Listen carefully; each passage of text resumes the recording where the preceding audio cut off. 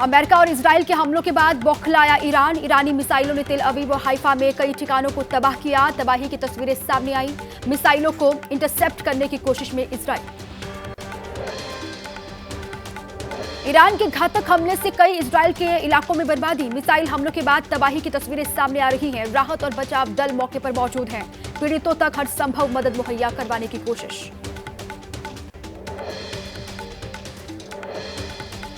जवाबी हमले में इजराइल पर ईरान ने दागे 25 मिसाइल। मीडिया रिपोर्ट के मुताबिक कई शहरों में सुने गए धमाकों की आवाजें। सुरक्षा एजेंसियों ने लोगों से सचेत रहने के लिए कहा कि जवाबी हमले में ईरान ने उत्तरी और मध्य इजराइल के इलाकों को टारगेट किया। कई भवनों को भारी नुकसान पहुंचा है। जानकारी के मुताबिक 11 लोग घायल हुए हैं। ईरानी हमले में अब तक 24 लोग मारे गए हैं। सैकड़ों लोग घायल बताए जा रहे हैं। ईरान की मिसाइल हमले से तेल अवीव में भारी तबाही। कई इमारतें तबाह हो गई हैं। चारों ओर मलबा दिखाई दे रहा है।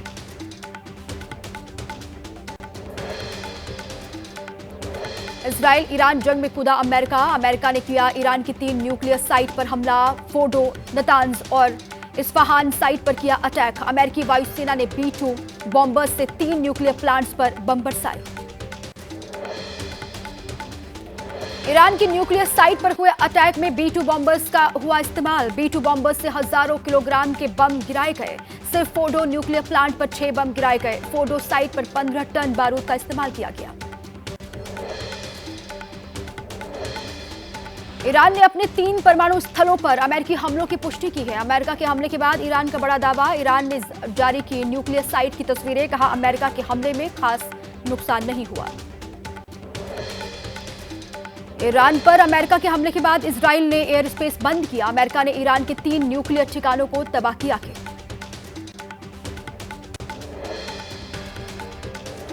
अमेरिका के राष्ट्रपति डोनाल्ड ट्रंप ने ईरान के परमाणु ठिकानों पर हमले के बाद राष्ट्र को संबोधित किया। उन्होंने कहा कि अमेरिकी सेना ने बड़ा हमला किया। अमेरिका इजराइल को धमका रहा था ईरान, अब शांति का समय है।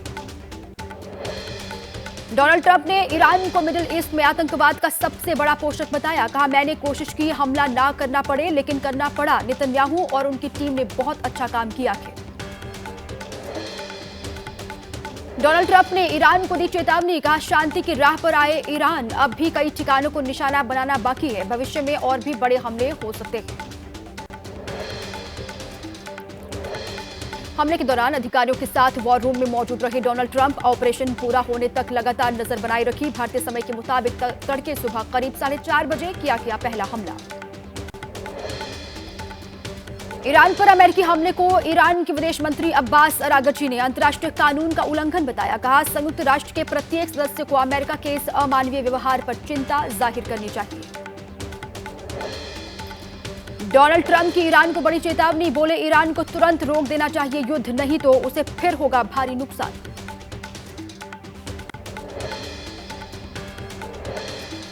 ईरान ने फोर्डो न्यूक्लियर साइट पर हमले की मानी बात। ईरानी अधिकारी ने कहा, दुश्मन ने फोर्डो न्यूक्लियर साइट पर की एयर स्ट्राइक।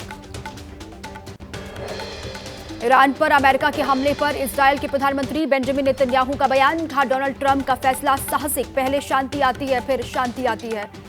पहले शक्ति आती है, उसके बाद शांति आती है। शक्ति के जरिए शांति लाई जाएगी। हमले से बदलेगा इतिहास। ईरान पर अमेरिकी हमले पर संयुक्त राष्ट्र के महासचिव एंटोनियो गुटेरेस का बड़ा बयान। कहा, हमला अंतर्राष्ट्रीय शांति के लिए खतरा है। अमेरिका के हमले से क्षेत्र में तनाव। गुटेरेस ने सभी पक्षों से शांति बनाए रखने की अपील की। इजरायल और ईरान युद्ध का आज 10वां दिन है। ईरान पर इजरायल के ताबड़तोड़ हमले लगातार जारी हैं। हमले में अब तक ईरान के 865 लोगों की जान गई है। 3,500 से ज्यादा लोग जख्मी हैं। अमेरिकी हमले पर ईरान के सरकारी टेलीविजन ने कहा, ट्रंप ने युद्ध शुरू किया, हम खत्म करेंगे। हर अमेरिकी नागरिक या सैन्यकर्मी अब हमारा टारगेट है। अमेरिकी राष्ट्रपति ट्रंप और इजरायली पीएम नेतन्याहू ने फोन पर बात की। ईरान पर अमेरिका के हमले के बाद दोनों ही नेताओं में बातचीत हुई है। इजरायल ने सेंट्रल ईरान में मिलिट्री इंफ्रास्ट्रक्चर पर हमला किया। ईरान के F-12 लड़ाकू विमानों को किया टारगेट। 3 F-12 विमानों को तबाह किया गया है। ईरान पर अमेरिका के हमले के बाद इराक में सभी अमेरिकी ठिकानों को हाई अलर्ट पर रखा गया है। इराकी मीडिया के हवाले से खबर सामने आई है। इजराइल ने भी किया ईरान की परमाणु रिसर्च फैसिलिटी पर हमला। पश्चिमी ईरान के इस्फहान परमाणु स्थल पर एयर स्ट्राइक की, हमले में तबाह हुई न्यूक्लियर साइट।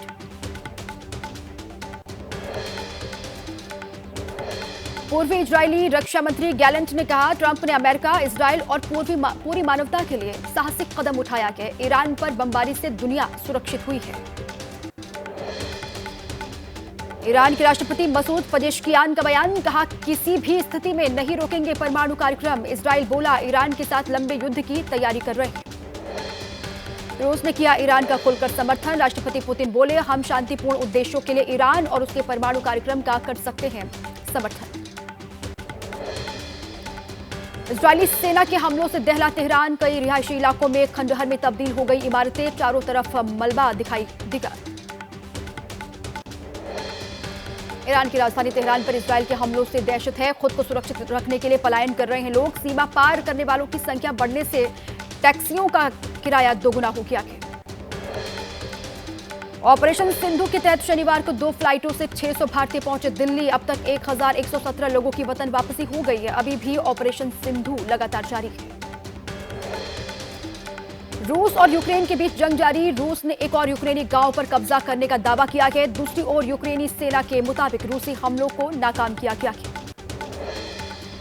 जम्मू कश्मीर के कुलगाम में पुलिस की छापेमारी, जमात इस्लामी से जुड़े संदिग्ध लोगों के घर पर छापा पड़ा है।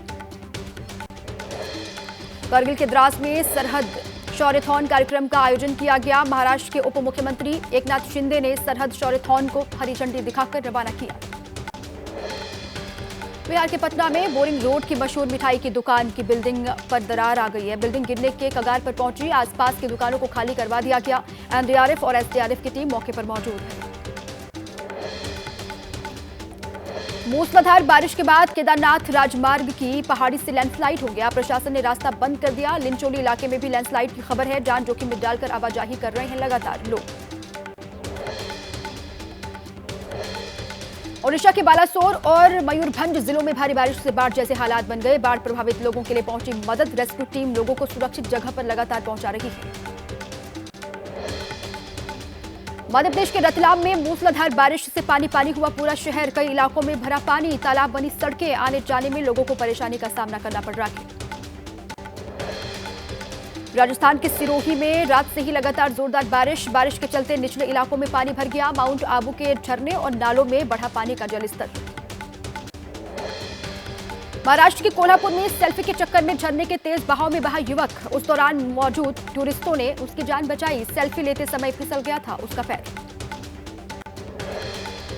मध्य प्रदेश, पूर्वी राजस्थान, गुजरात, कोंकण, गोवा, मध्य महाराष्ट्र में बहुत भारी बारिश का अलर्ट है। हिमाचल प्रदेश, उत्तराखंड, पंजाब, हरियाणा, असम, मेघालय में भी हो सकती है भारी बारिश।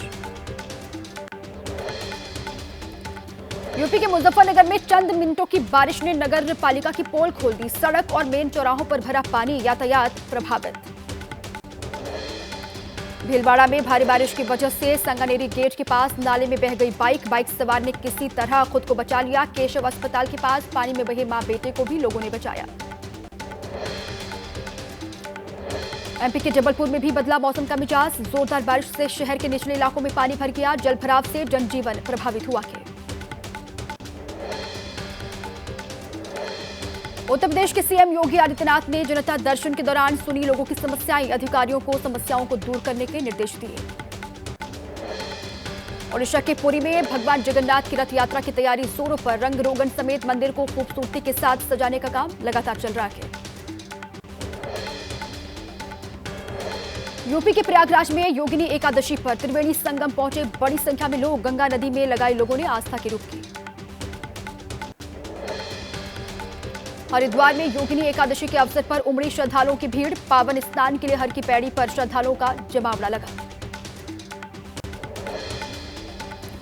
बिहार के गयाजी में स्वामी अभिषेक ब्रह्मचारी के संरक्षण में श्री विद्या त्रिकोटी कुंकुमार्चन महायज्ञ का आयोजन किया गया। 5000 से अधिक महिलाओं और श्रद्धालुओं ने श्री ललिता सहस्त्र नाम का 1 करोड़ पाठ किया। देश की प्रगति और विश्व शांति की कामना की। युवा चेतना के राष्ट्रीय संयोजक रोहित कुमार सिंह ने किया गयाजी में महायज्ञ का संचालन। भव्य कार्यक्रम में केंद्रीय मंत्री जीतन राम मांझी, बिहार सरकार में मंत्री डॉक्टर प्रेम कुमार समेत कई गणमान्य लोग मौजूद रहे। दिल्ली में अंतर्राष्ट्रीय ओलंपिक समिति के वैश्विक अभियान लेट्स मूव के तहत विशेष ओलंपिक दिवस दौड़ का आयोजन किया गया। केंद्रीय युवा मामले और खेल मंत्री मनसुख मांडविया ने कार्यक्रम में हिस्सा लिया। UP police constable paper leak मामले में आरोपी गिरफ्तार। लंबे वक्त से फरार था आरोपी। यूपी एसटीएफ ने केस दर्ज कराया था। केरल के त्रिशूर में बेकाबू हुई तेज रफ्तार बस स्टैंड पर मारी जोरदार टक्कर। बस का इंतजार कर रही 3 महिलाएं बुरी तरीके से घायल। बिहार के सासाराम रेलवे स्टेशन पर बड़ा हादसा टल गया। चलते ट्रेन में चढ़ने की कोशिश कर रही महिला नीचे गिरी। मौके पर मौजूद आरपीएफ जवान की सूझबूझ की वजह से महिला की जान बची।